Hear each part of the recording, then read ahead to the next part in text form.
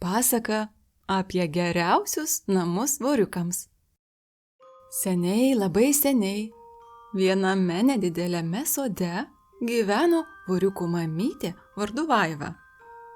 Ne visada ji buvo mamytė, ilgą laiką tiesiog mėgavosi sodo prieglobsčiu, vynuogynų krūme megzdavo dailius tinklus ir gaudydavo muses, kol kartą, vieną po kito, ji padėjo 20 mažučių apvalių kiaušinėlių.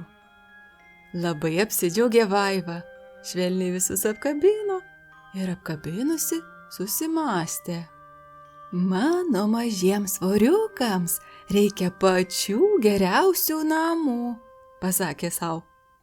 Vaiva susidėjo kiaušinukus į šilkinį maišelį, užsidėjo maišelį ant nugaros ir iškeliavo.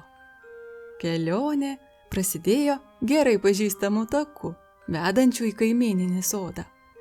Priėjusi šį sodą, ji sutiko bitutę Zitutę, kuri judriai dūzgė ir kažko ieškojo spalvingų gėlių lysvėje. Labas rytas, Zitute, sušuko Vaiva. Aš ieškau geriausios vietos savo kiaušinėliams. Ar jūsų sode yra vietos? Zitutė kiek pristabdė savo dūzgimą ir akimirką susimąstė. Vaiva, klausyk, mūsų gėlynas gražus, bet nežinau, ar tavo voriukams čia augti patiks. Kiekvieną vasarą čia susirenka daug bičių ir drugelių, labai jau čia daug judesio. Bet girdėjau, kad prie senojo ąžuolo, ten sodo pakraštyje, yra rami vieta. Padėkojusi Zitutei, Vaiva keliavo toliau, šįkart senojo ąžuolo link. Priėjusi, užlipo į ant storo kamieno, tvirtomis 8 kojomis ryžtingai besikabindama į kiekvieną briauną. Pasiekusi aukščiausią šaką, ji sutiko mažą draugišką voverytę Giedrę. Ši kramtė savo ramiai kažkokį riešutą.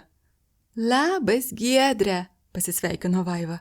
Aš ieškau geriausios vietos savo kiaušinėliams. Ar žinai, kur čia rasti tokią vietą? Giedrė papurtė savo pūstą uodegą ir atsakė.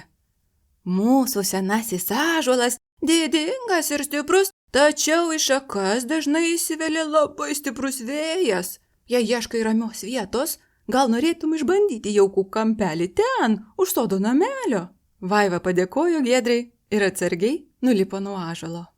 Ji pamažu nukeliavo prie sodo namelio, kur rado vėsų minkštomis samanomis apaugusi kampelį. Bežiūrinėjant aplinkui, ji išgirdo šnarėjimą ir išvydo iš po lapų išlindusi mažytį ežiuką vardu Emilis. Sveikas, Emili, šyptelėjo Vaiva. Aš ieškau geriausios vietos savo kiaušinėliams. Ar čia yra jiems vietos? Emilis kilstelėjo savo mažą nosytę ir atsakė.